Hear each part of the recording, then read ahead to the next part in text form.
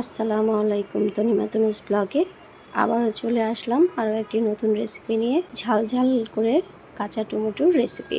তো এই রেসিপিটির জন্য আমি এখানে কাঁচা টমেটো নিয়েছি আর পেঁয়াজ কলি নিয়েছি। প্রথমেই বলে রাখছি, আমি এই ভিডিওটি করেছি যখন কাঁচা টমেটোর সিজন ছিল, কিন্তু এখন কাঁচা টমেটোর সিজন নাই। আপনারা চাইলে পাকা টমেটো দিয়েও করে নিতে পারেন।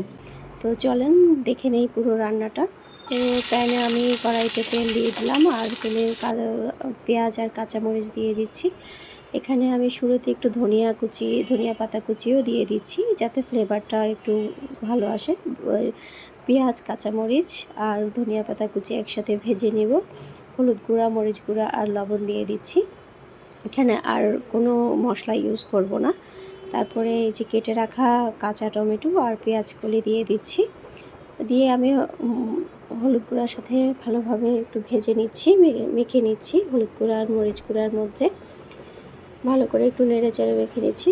তারপরে একটু পানি দিয়ে দিচ্ছি, যেহেতু এটা ভাজা ভাজা হবে এই জন্য আমি এখানে একটু পানি দিয়ে দিচ্ছি। তা আপনারা চাইলে পানিটা না দিয়ে শুধু ভাজতে পারেন টমেটোটা। তো কিন্তু শুধু ভাজতে হলে একটু পরপর সারাক্ষণ নাড়তেই থাকতে হবে, নাহলে নিচে লেগে যেতে পারে। পানিটা দেওয়ার কারণে নিচে আর লেগে যাবে না, টমেটোটা ভালোভাবে সিদ্ধ হয়ে যাবে এই পানিতে। পানিটা একদম শুকিয়ে ফেলতে হবে। যে দেখেন যে টমেটো প্রায় সিদ্ধ হয়ে গেছে।